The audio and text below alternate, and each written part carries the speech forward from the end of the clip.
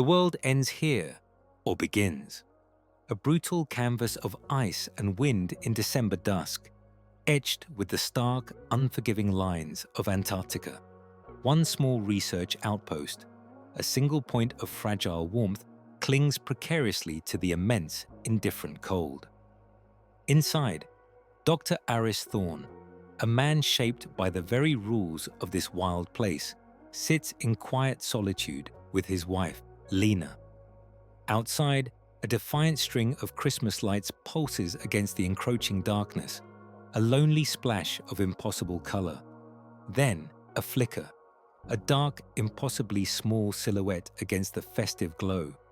A lost Adelie penguin chick, no bigger than a winter boot, stumbles from the vast white expanse. Its tiny form is disoriented, shivering, driven by instinct, yet hopelessly off course.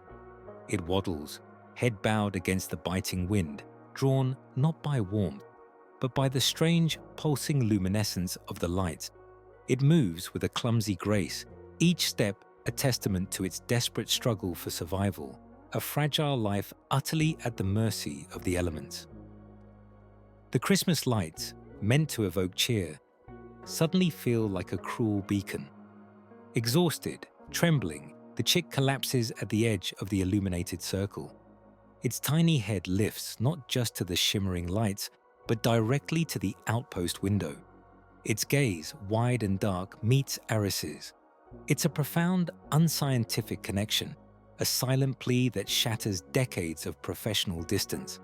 Aris, a biologist whose career was built on observation and non-interference, finds himself frozen, his gut-wrenching professional ethics warring violently with an overwhelming human impulse to save this fragile life. The choice he faced in that impossible moment would not just break every rule he ever lived by. It would rewrite the story of his life and ignite a ritual that defied all logic. Aris remained at the window, a man carved from the Antarctic itself, now cracked. Lena joined him, her hand finding his arm. Her gaze followed his, landing on the small, huddled shape. The wind howled a lament outside, echoing the silent storm brewing within Aris. "We can't, Lena," he said, his voice a strained whisper, barely audible above the gale. "You know the protocols, non-interference. It's critical, it's biological imperative." He gestured vaguely at the vast, indifferent landscape. "We disrupt nature. We risk habituation. It's against everything I've ever preached, everything I've dedicated my life to." Lena said nothing for a long moment, simply watching the chick. Its small body shivered violently, a tiny dark blot on the pristine snow. "It will die, Aris," she finally said, her voice soft but unwavering. "It will die if we do nothing." Her words were not an argument, but a simple, brutal truth. He closed his eyes, picturing the forms, the regulations, the years of scientific integrity. A lifetime of objective distance, now crumbling before a creature barely larger than his hand. He reopened them. The chick had barely moved. It was faltering. He saw the slow, almost imperceptible collapse of its tiny chest, the weakness in its small legs. Survival in this environment was a brutal calculus, and this chick's numbers were rapidly dwindling. Every fiber of his scientific being screamed at him to stay put, to let nature take its course. Every ounce of his humanity screamed back, a primal, undeniable roar. "What would happen to it, Aris, if we didn't?" Lena pressed, her voice a balm against the storm. "It wouldn't be a scientific anomaly. It would just be a dead chick." He watched the penguin make a feeble attempt to right itself, only to sway dangerously. A wave of exhaustion seemed to wash over its small form, settling it deeper into the snow. The Christmas lights, which moments ago had been a beacon of festive cheer, now felt like a spotlight on an impending tragedy. The conflict was unbearable. His past professional failure, a ghost he'd carried for decades, resurfaced with chilling clarity. a decision made by the book resulting in a loss that had gnawed at his soul. This time, the stakes felt personal, immediate. He stared at the chick, then at Lena, a profound struggle etched across his face. He drew a deep, shuddering breath. "No," he finally said, the word raw, torn from him. "Not this time." He turned from the window, his movements deliberate, weighted with the enormity of his choice. He walked to the heavy metal door, the barrier between their fragile warmth and the savage world. Each step was a battle won, a rule broken. Lena watched him, her expression a mix of apprehension and quiet hope. The sound of the latch uncinching echoed loudly in the small, silent outpost, a metallic crack against the wind's shriek. He pulled the door inward, just a crack at first, letting a sliver of the biting cold invade their sanctuary. A blast of frigid air rushed in, carrying the sharp scent of ice and salt. He extended a gloved hand, not to pet, but to guide. The tiny Adelie chick, a dark, shivering bundle against the blinding snow, stumbled forward, crossing the threshold of the heavy metal door. The blast of frigid air receded as Aris swung the door shut, the latch clicking with an ominous finality.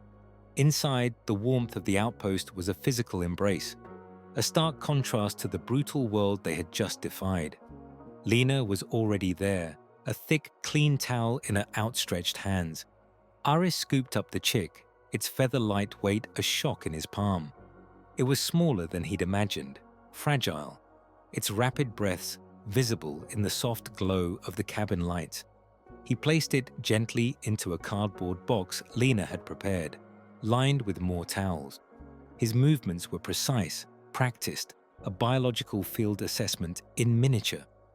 He moved with the quiet efficiency of a man who had spent decades observing without interfering. But now, every action was a stark contradiction. He spoke in low, almost clinical tones, mostly to himself. Subject is severely hypothermic, malnourished, dehydrated. He ran a gloved finger lightly along its chest, feeling the sharp ridge of its sternum, a clear sign of starvation. Its eyes, dark and wide, tracked his movements with a disoriented, unfocused intensity. He fetched a thermometer, carefully taking its temperature, his brow furrowed. Lena watched, her own hands clasped tightly, a silent prayer etched on her face. He was trying to maintain distance, to frame this as a controlled experiment, a medical intervention, anything but a moral surrender. "We need a constant heat source," Aris murmured, already rummaging through a storage locker, pulling out a small old heating pad he used for his own chronic back pain. He adjusted it to its lowest setting, tucking it carefully beneath a layer of towels in the box. Fluids first, very slowly, and something easily digestible. No solid food until it stabilizes. He moved from task to task, a whirl of professional competence, his mind racing through protocols he knew he shouldn't be applying. Lena knelt beside the box, her gaze fixed on the chick. She didn't speak, but a soft, almost imperceptible hum escaped her lips. She reached out, her bare finger gently stroking the downy feathers on the chick's head. Aris froze, watching her. He saw the instant connection, the pure, unburdened empathy. She didn't see a subject. She saw life. "Hello there, little one," she whispered, her voice a balm in the quiet room. "You walked right into our lights, didn't you? You found your way to the light." She paused, then, a small smile touching her lips. She murmured, "Lux, that's what we'll call you. Our little Lux." The name hung in the air, a small, defiant act of tenderness. Aris felt something shift inside him, a tiny, almost imperceptible crack in his carefully constructed professional facade. He found himself looking at the chick, no longer just as subject, but Lux. The dark eyes, which had seemed merely disoriented moments before, now held a glint of something more, something seeking. He hesitated, then, mimicking Lena's gesture, reached out, his bare finger gently touching the soft down behind Lux's head. The chick didn't flinch. It leaned into the touch, a minuscule shiver running through its small body, not of cold, but perhaps of comfort. It was a contact that bypassed all scientific reasoning, settling deep into his bones. They worked through the long Antarctic night, a silent shared vigil. The world outside howled, a reminder of the regulations they had shattered. The outpost, usually a place of solitary contemplation for Aris and quiet routine for Lena, now thrummed with a fragile, precious secret. They spoke only in hushed tones, the implicit understanding between them growing stronger with each passing hour. No one could know. No communication with their infrequent supply ships, no mention in any logs. This was their sanctuary, their transgression, their impossible hope. The weight of it was immense, a heavy cloak of responsibility, but also a strengthening bond between them. Their isolated life, already a world apart, now had a clandestine heart. As the first faint streaks of dawn bruised the horizon, a weak, diluted light bleeding through the thick windows, Aris prepared a tiny syringe. He had carefully blended a fish-based slurry, mimicking what a parent bird might regurgitate. He approached Lux, his movements slow, deliberate. He offered the tip of the syringe. Lux hesitated, then, after a tentative peck, swallowed. Another drop, then another. The tiny gulps were barely audible, yet each one resonated like a drumbeat in the silent room. Lux continued to feed, slowly, steadily, a fragile spark rekindling. Lux takes its first meal from them, a carefully prepared fish slurry. It is a moment of quiet triumph and profound connection. Weeks passed since Lux's first hesitant meal, each sunrise painting the ice-scape in hues of rose and violet, marking another milestone in the chick's improbable journey. The fragile spark Aris and Lena had coaxed back to life now blazed with a vibrant, tenacious energy. Lux grew, shedding its charcoal fuzz for sleek, waterproof plumage, its small body lengthening, its movements gaining an undeniable grace. Its unique personality bloomed within the confines of the outpost. It was curious, often seen meticulously inspecting a dropped pencil or the worn seam of Aris's boot, its bright eyes missing nothing. It possessed a surprising playfulness. Aris often found it attempting to fish for stray crumbs in the linoleum, a silent, determined hunter in miniature. When Lena sang softly, a habit born of their isolation, Lux would tilt its head, listening with an almost reverent stillness, sometimes offering a soft chirp in response, a tiny echo in the vast silence. It learned their rhythms, following Aris from the console to the observation window, sometimes tapping a beak on the glass, as if inviting him to share its quiet vigil of the storm-lashed world outside. Its small waddling gait became a familiar sound, a punctuation mark in the quiet hum of their lives. Aris watched it all, his scientific detachment slowly, irrevocably dissolving. He found himself cataloguing not just its growth metrics, but its quirks, its preferences, the subtle shifts in its demeanor. He saw in Lux a defiant will to live, a force that both humbled and healed him. A familiar ache, long suppressed, began to surface. He remembered the other one, years ago, a young albatross chick injured in a freak storm. He had found it, just as he had found Lux.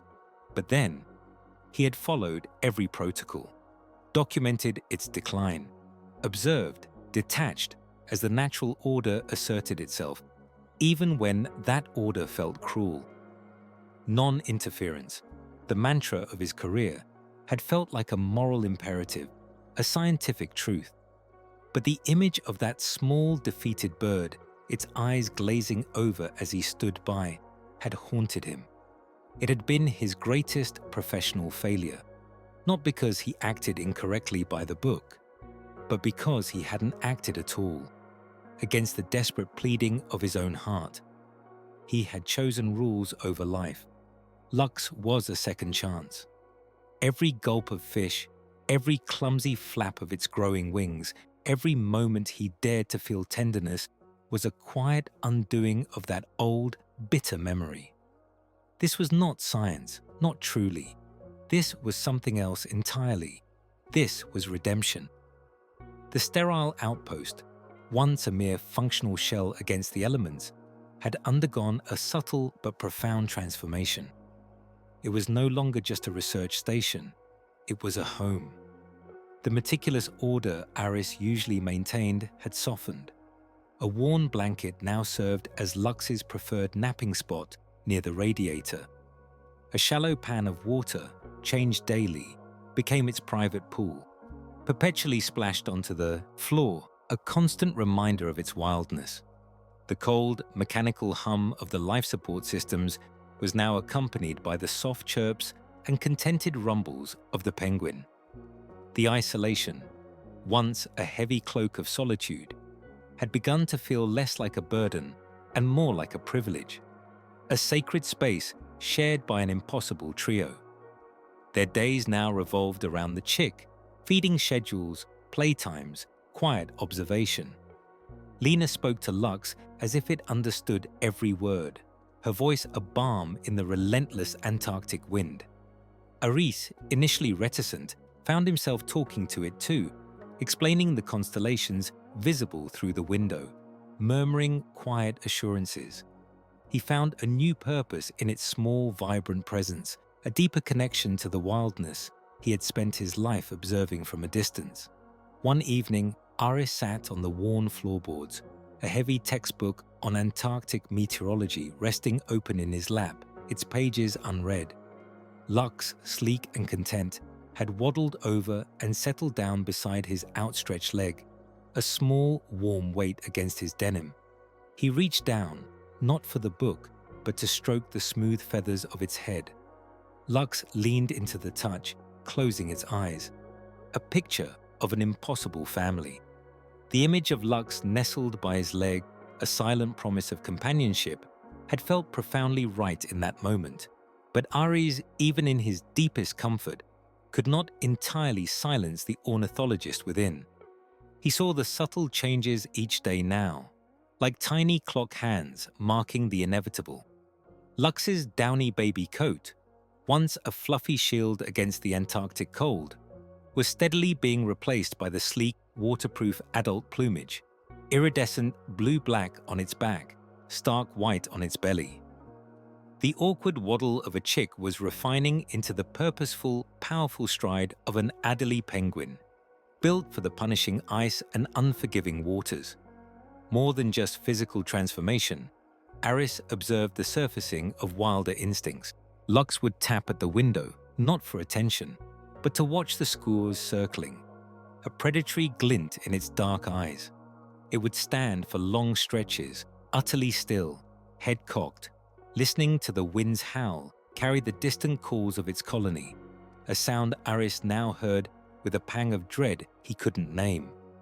One morning, as Aris watched Lux meticulously preen a new, stiff feather into place, the truth, cold and sharp as the Antarctic air, settled in his chest.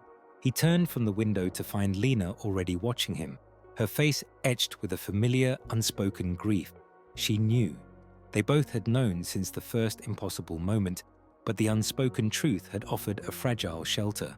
"It's time, isn't it?" Lena's voice was barely a whisper, a question and an affirmation intertwined. Aris merely nodded, his gaze returning to the penguin, now stretching its wings in a movement that bespoke nascent power. The words felt like sandpaper in his throat. Its chances diminish with every day it stays here. Its instincts, they need to be honed where they belong.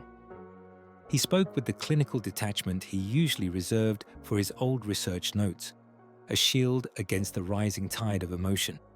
Lena only sighed, a long, trembling sound that filled the heavy silence between them. The small outpost, once a sanctuary, now felt like a cage. They began the preparations for goodbye with a methodical sadness. Aris constructed a secure, open-air enclosure just outside the outpost, shielded from the worst of the wind, a space designed to reacquaint Lux with the raw elements it would soon face. Here, they started a difficult weaning process. They gradually reduced their direct interaction, allowing Lux more time alone, encouraging it to forage for the small, live krill Aris painstakingly collected from nearby tidal pools. Each time, Aris left a bucket of fresh krill in the enclosure and stepped back, observing from a distance through the frosted window. A small, invisible thread seemed to snap within him. Lux would eat, but often it would pause, looking up at the outpost, its head tilted, a brief, questioning gaze that ripped at his resolve. Lena would stand beside him, her hand finding his. Their shared ache a silent language. It mirrored the painful, necessary steps a parent takes when teaching a child to stand on their own, knowing that independence, while vital, means eventual separation. They watched Lux navigate the snow-dusted ground, its powerful flippers testing the elements, its small, dignified form a testament to their forbidden kindness. Every instinct Aris had, both as a scientist and as a human, screamed against the paradox. The more resilient and self-sufficient Lux became, the closer they drew to the moment they would lose it forever. The process wasn't just about preparing Lux for the wild. It was about preparing their own hearts for its absence. The night before the planned release was an unbearable quiet. A blizzard had rolled in, muffling the world outside in a thick blanket of white, and the wind howled a mournful song around the corrugated metal walls. Inside, the Christmas lights pulsed softly, their festive glow a stark, ironic counterpoint to the atmosphere of profound melancholy. Lena had tried to read, but the words blurred, her eyes constantly drifting to the small travel carrier, now packed with a few days' rations for Lux, sitting ready by the door. She eventually fell into a fitful sleep on the worn sofa, exhaustion claiming her. Aris remained awake, sitting in his usual chair, a blanket draped over his shoulders, the only sound the rhythmic creak of the outpost shifting in the wind and the faint, almost imperceptible breathing of Lux, asleep in its temporary box on the floor near the still glowing lights. He watched its small dark form rising and falling with each breath. He remembered the shivering chick that had stumbled into his life, a tiny beacon of vulnerability. He thought of the rules he had broken, the career he had risked, the quiet life he had upended for this one impossible creature. The scientific mind still whispered warnings of habituation, of interference, of the butterfly effect of human touch. But his heart, now raw and exposed, knew only the profound, agonizing truth. Letting go was not an abandonment, but the ultimate act of love. He had given Lux a second chance at life. Now he had to give it back its world. He knew this, he believed this, but accepting it felt like tearing a piece of himself away. The silence of the outpost pressed in, heavy and relentless. Aris whispered, "We did what we could. The rest is up to you now." A promise and a farewell in one. The whisper hung in the frigid air, a delicate, agonizing farewell. Aris, his hand still warm from Lux's head, moved with a leaden resolve. The cold bit at his cheeks as they stepped out, the tracked vehicle waiting, its engine a low thrum against the vast silence. Lux, secured within its temperature-controlled carrier, was already inside. The journey to the colony was miles across the unforgiving ice, a pilgrimage of letting go. Inside the vehicle, the silence was thicker than the Antarctic air. Lena sat beside Aris, her hand resting on his knee, a silent anchor. Neither spoke. What words could capture the wrenching finality of this moment? Each bump of the vehicle across the frozen terrain was a physical reminder, a small, jarring jolt that echoed the tremor in their hearts, pushing them closer to the inevitable. Aris kept his gaze fixed on the stark landscape flying past, a blur of white and grey, refusing to look at the carrier, unwilling to prolong the agony of a farewell already given. His mind, however, replayed every moment. Lux's first timid steps, the trusting weight of its small body in his hands, the way its curiosity had chipped away at his professional resolve. He had done the right thing, he reminded himself, a mantra against the rising tide of grief. He had to believe that. Finally, the vehicle slowed, then stopped. A distant, rising cacophony of squawks and chirps, an undeniable chorus of wildlife, reached them. The Adelie colony. Thousands of them, a black and white carpet spread across the icy shore, a bustling, chaotic, beautiful world that was Lux's rightful home. Aris felt a strange blend of awe and deep, consuming emptiness. He carefully unlatched the carrier door, pulling it open. The ramp slid down, pristine snow already gathering on its surface. Lux stood on the threshold, a small dark silhouette against the overwhelming brightness of the day and the chaotic energy of its own kind. It didn't bolt. Instead, its head tilted, and its intelligent eyes, dark as polished obsidian, fixed on Aris, then on Lena. A silent question, a pause that stretched into an eternity, heavy with unspoken understanding. Aris saw the wildness in those eyes, sharpened now, but also something else, something akin to recognition, a lingering warmth from the connection they had forged. Lux took a hesitant step, then another, its small flippers pushing against the snow. It stopped, turned back one last time, a tiny nod of its head, a silent acknowledgement across the impossible divide. It was a moment of profound mutual recognition, a final, tender goodbye. Then, with a sudden surge of instinct, Lux waddled away, a small figure moving with surprising speed.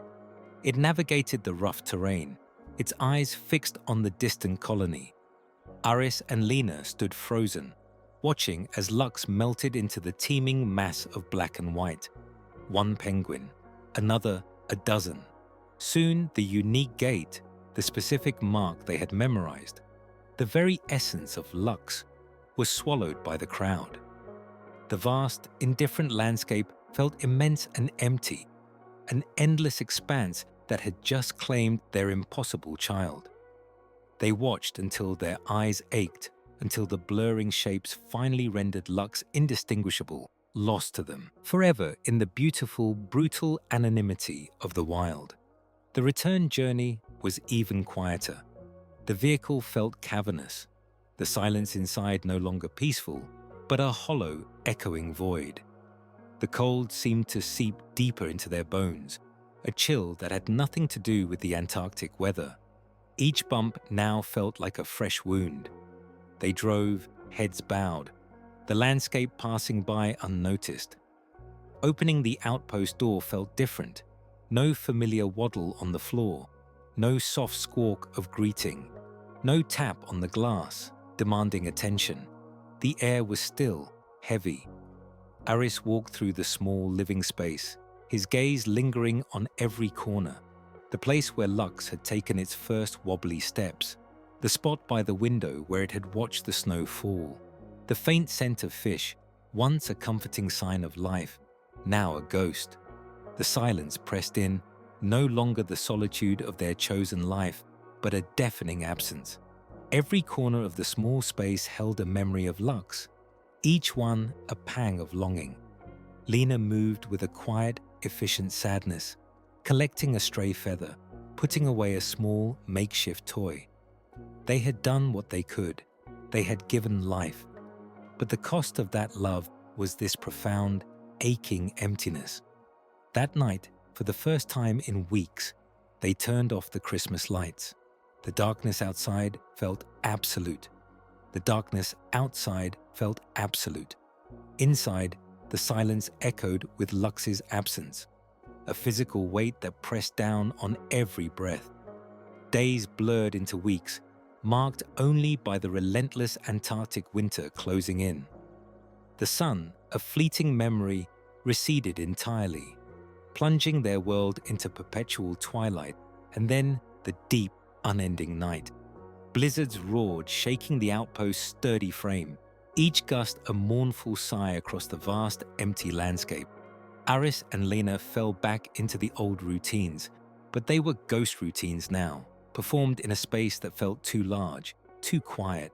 Lena often found herself gazing at the vacant spot where Lux's small, makeshift enclosure had once stood, a hand unconsciously reaching out for something no longer there. Aris at his desk would trace patterns on the frost-rimmed window panes, his concentration fractured. They would speak of Lux often, their voices hushed, almost reverent, as if speaking too loudly might break the fragile spell of memory. "Do you think it found its way to the colony?" Lena would ask, her eyes on Aris's profile. Did it remember the taste of krill from the bucket? He never had a definitive answer, only a weary shrug or a murmured, "I hope so, Lena. I truly hope so." Each conversation ended with the unspoken question, did we do the right thing? A lingering hope, stubborn and illogical, clung to Aris. The scientist in him, the man who had built a career on objective distance, now fought a losing battle against the heart he had unknowingly opened. He pored over research papers, dusty journals detailing Adelie penguin chick survival rates after human intervention. The numbers were stark, unforgiving. Hand-reared chicks, minimal exposure to colony dynamics, compromised imprinting. The scientific literature painted a grim picture, survival odds plummeting with each deviation from natural upbringing. He tried to rationalize, to quantify the impossible, to find a single statistic that might offer comfort. But then he would remember Lux's inquisitive gaze, the gentle nudge of its head against his hand, the surprising warmth of its downy feathers. That wasn't in any paper. That defied the cold calculus of biology. That was a bond, pure and undeniable, and it wouldn't be erased by scientific probabilities. Lena would sometimes find him, late at night, staring blankly at complex equations and grim charts, a deep furrow etched between his brows. She never asked what he was doing. She knew he was fighting the logic, clinging to the impossible, trying to find a scientific basis for hope where none truly existed. He was a scientist grasping at a miracle. Slowly, tentatively, the sun began its long climb back into their world, a pale wash across the ice that promised the eventual return of spring and summer. The days grew longer, the light more robust, painting the stark landscape in hues of sapphire and silver. But this year, as December approached again, a full year after Lux had arrived and departed, it didn't bring the same festive buzz, the quiet hum of expectation. It brought a quiet dread, a fragile ache that intensified with each passing day. One evening, as the light began to fade earlier, Lena spoke, her voice soft in the still air, breaking the comfortable, yet mournful, silence. She looked towards the empty wall where the string of lights usually hung, a familiar tradition since their arrival. "Aris," she said, her voice barely a whisper, "it's December again. We should put up the lights." Aris hesitated, a knot tightening in his chest. The lights, they were more than just decoration. They were a symbol. Of hope, yes, but also of that initial monumental transgression, that impossible bond, and the crushing emptiness that had followed. To put them up again felt like inviting that ache back, a silent challenge to fate, or worse, hoping for something that wouldn't come and deepening the wound. It felt like an act of vulnerability he wasn't sure he was ready for. But Lena's eyes, fixed on him, held a quiet resolve, a strength that belied the tremor in her voice. "For Lux," she added, her gaze unwavering, "even if it's just a memory, a remembrance." Aris sighed, a long, weary sound that carried the weight of a year's worth of uncertainty and longing. He looked at Lena, then out at the encroaching darkness. A memory, yes, but also an act of faith. He nodded slowly. For Lux, he echoed, the words a promise and a prayer. Together they retrieved the familiar box, untangling the wires, each bulb a tiny spark against the gathering gloom. The Christmas lights are on again, casting the same pool of color onto the snow. It's a silent vigil. The silent vigil had become a daily ritual. Aris, a few days before Christmas, stood by the window, a steaming mug warming his hands. But his gaze remained fixed beyond the glass. The Antarctic twilight deepened, painting the sky in bruised purples and cold grays. Snow, fine as dust, whispered against the pane, blurring the edges of the world outside their small, defiant pool of light. He watched the familiar expanse of ice and rock, the distant shimmering coastline, a landscape that usually offered stark beauty, but tonight held only the vast emptiness that Lux had left behind. He thought of the young penguin, now a year older, an adult navigating the cruel, indifferent ocean. Had it survived?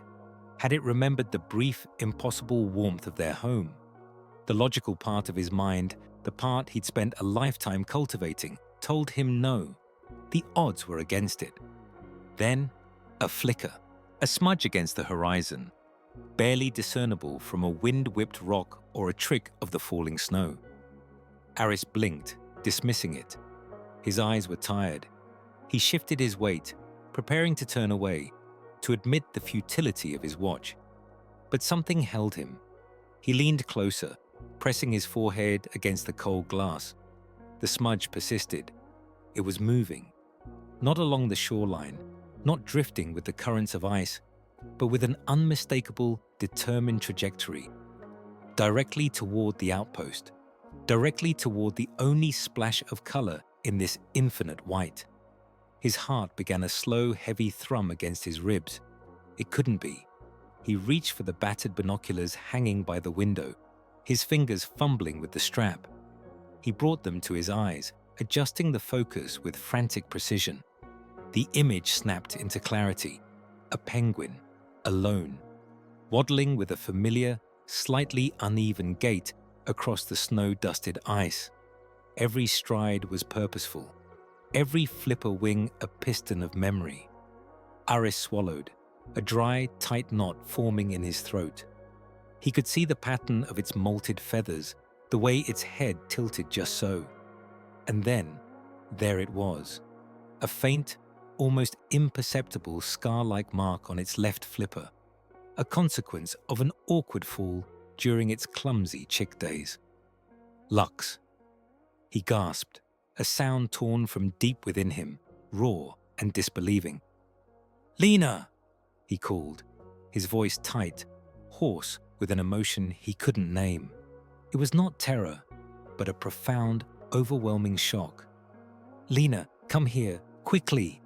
Lena emerged from the galley, wiping her hands on a towel, her brow furrowed with concern. "What is it, Aris? What's wrong?" Her eyes searched his face, seeing the uncharacteristic tremor in his hands, the wild disbelief in his gaze. He didn't answer, couldn't. He just pointed a shaking finger at the window, the binoculars still clutched in his other hand. Lena, following his gaze, squinted into the gloom. At first, she saw nothing but the swirling snow, the defiant Christmas lights, then a dark shape against the pristine white, growing larger with each impossibly deliberate waddle. Her breath hitched. She knew that shape. She knew that determined march. Her hands flew to her mouth, stifling a cry. Tears welled instantly, blurring her vision. They watched, transfixed, as Lux continued its improbable journey. The penguin was close now, close enough that they could make out the shine of its eyes, the subtle movement of its head. It paused for a moment, head cocked, as if taking in the familiar, vibrant glow of the lights. A beacon, a memory. And then, from behind Lux, another shape began to emerge. Slower, perhaps a little more hesitant, but following the first with an undeniable connection. Another adult, Adelie penguin. Aris lowered the binoculars, his hands trembling. He looked at Lena, his scientific worldview, the rigid framework of his life, shattered and beautifully replaced by this impossible truth. He squeezed her hand, upkikayo, profound, reverent gratitude washing over him. Lux had not only survived, it had thrived, and it had returned, not alone. The two penguins stopped at the edge of the light's glow, looking at the window. It is not a plea this time, but a greeting, a formal introduction. The two penguins stopped at the edge of the light's glow, looking at the window. It was not a plea this time, but a greeting, a formal introduction. Aris and Lena remained at the glass, their breath misting the pain, simply watching. Lux, distinguishable by a faint scarring near its right flipper, preened its mate's chest, a gesture of quiet belonging. They stood there, two dark forms against the shimmering snow, bathed in the defiant, electric warmth of the Christmas lights. No frantic pecking at the door, no desperate attempts to return to the human warmth. Just a shared presence, a quiet communion. For perhaps 2 hours, they remained, occasionally shifting, chattering softly to each other, but always within the halo of light. Then, as subtly as they had arrived, they turned. With deliberate, unhurried waddles, Lux led its mate back towards the distant, teeming colony, melting into the vast, indifferent expanse of the Antarctic night. Aris and Lena watched until the last silhouette vanished, the vibrant light now feeling impossibly empty. This became the pattern. Every December, as the endless white landscape prepared for the deepest cold, the lights would go up on the isolated outpost. Every December, Aris and Lena would wait, their eyes scanning the horizon with a mixture of hope and trepidation. And every December, a lone pair of Adelie penguins, unmistakable in their purposeful approach, would detach from the distant shoreline and make their way with clear intention toward that familiar, festive glow. The following year, the ritual continued, but with a new, astonishing addition. As Lux and its mate paused at the edge of the light, a smaller, fuzzier form shuffled out from behind them, peeking tentatively at the brightly lit window. A chick. Aris felt a catch in his throat, Lena's hand tightening in his. They were, in a sense, grandparents. The tiny, vulnerable creature, a testament to Lux's survival and thriving, made the bond feel even more profound. The scientific mind, still dormant within Aris, wanted to analyze the genetics, the migratory patterns, the odds of such a unique return, but the heart, now fully awakened, simply swelled with an impossible joy. He began a new journal, leather-bound and distinct from his official research logs. Inside, he meticulously sketched the penguin family, Lux, its steady mate, and the small growing chick. He recorded the dates of their visits, the observed interactions, the subtle shifts in their plumage. It was not for science, this journal, but for memory. It was a chronicle of an impossible family, a testament to a connection that transcended species and defied logic. Aris often reflected on the sheer anomaly of it all. These were wild creatures fiercely independent, driven by instinct and the harsh laws of survival. Yet, they chose to return. Not for food, not for shelter, but for something else entirely. Acknowledgement, perhaps. A deep, unspoken understanding forged in a moment of desperation and compassion. "It's a treaty," Aris murmured to Lena one evening, watching the distant forms of the penguins from their window, the Christmas lights still blazing. "A treaty between two worlds. We offered warmth and they offer belonging." Lena simply nodded, her gaze soft. They were not pets, they were still wild. But they had chosen to include these two humans in their lives, acknowledging a debt and a bond that had been formed years ago under a cold, indifferent sky. Their lives, once defined by the stark routine of scientific isolation, now revolved around this annual pilgrimage. The days leading up to December were filled with quiet anticipation. The preparations for Christmas were less about festive cheer and more about preparing the beacon, the silent invitation. Inside, Aris and Lena shared their quiet meals, the soft clink of forks against plates the only sound. Outside, in the glow, Lux and its family huddled together, a small, dark cluster against the snow. Two families, connected by a thread of light, separated by glass and biology, yet bound by something far more elemental. The outpost, once a sterile observation point, had become a haven, a crossroads where the wild and the human met in silent, respectful accord. The rhythm of their days became cyclical, mirrored in the returning seasons and the returning birds. Aris's sense of peace, once elusive, settled deep within him, a quiet hum of profound gratitude. He had found a meaning and a connection far beyond what his career ever offered. The journal lay open on his desk, filled with precise, loving sketches of the penguin family, with the date Year 3 at the top of a new page. The journal lay open on his desk, filled with precise, loving sketches of the penguin family, with the date Year 3 at the top of a new page. Years blurred into a rhythm defined less by scientific expeditions and more by the turning of the Antarctic seasons, and most profoundly, by the arrival of December.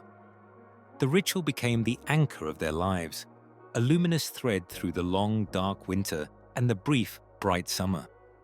It was during one of these rare administrative visits, a rotation of equipment and a brief handover with a younger research team, that their quiet world briefly intersected with the outside. Dr. Anya Sharma, a sharp, observant scientist in her early 30s, arrived with the annual supply ship. Her initial interactions with Aris were purely professional, filled with respectful inquiries about his long tenure and the unique challenges of maintaining an isolated outpost. Then came December. Aris and Lena, with their usual quiet determination, strung the Christmas lights. Anya, initially amused by the festive anomaly in such a desolate landscape, found herself observing.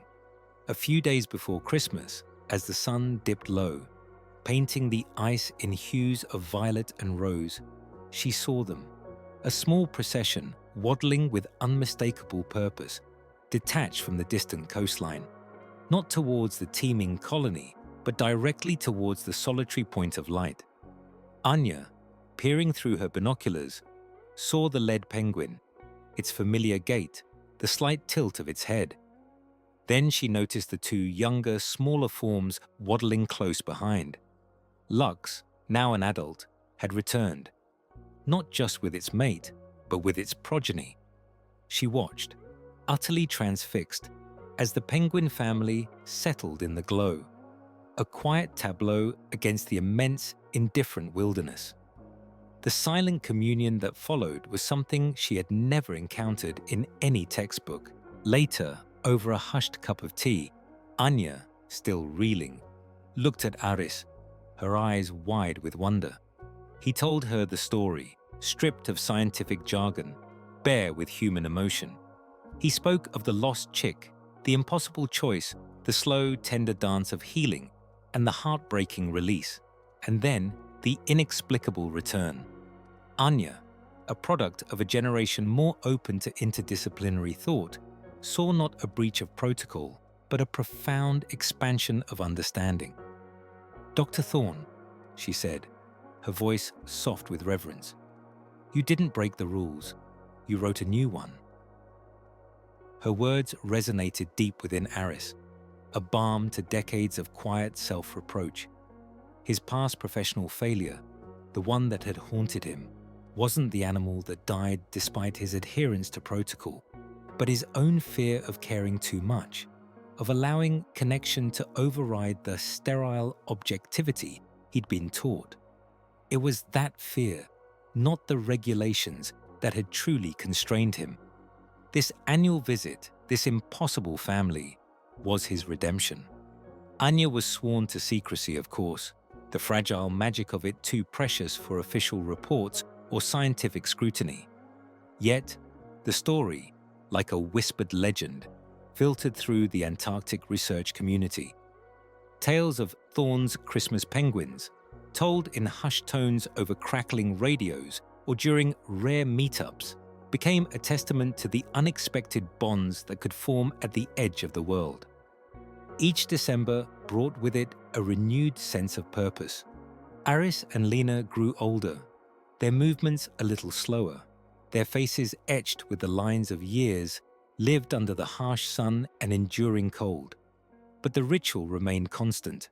The Christmas lights went up, a beacon in the darkening world, and the penguin family arrived, growing in number, a testament to life's persistent, beautiful defiance. The lights, the snow, the quiet anticipation, these were the anchor points of their lives now, connecting them not just to each other, but to the larger wild rhythm of the planet. Aris looked out the window at the penguin family, now several generations deep. He says to Lena, "Look at what we started, just by opening a door." Years stretched into decades, a tapestry woven from snow and starlight, from quiet devotion and the defiant flicker of Christmas lights. Aris, now a man whose stride had shortened, whose hands bore the map of countless winters, still stood by the same window each December.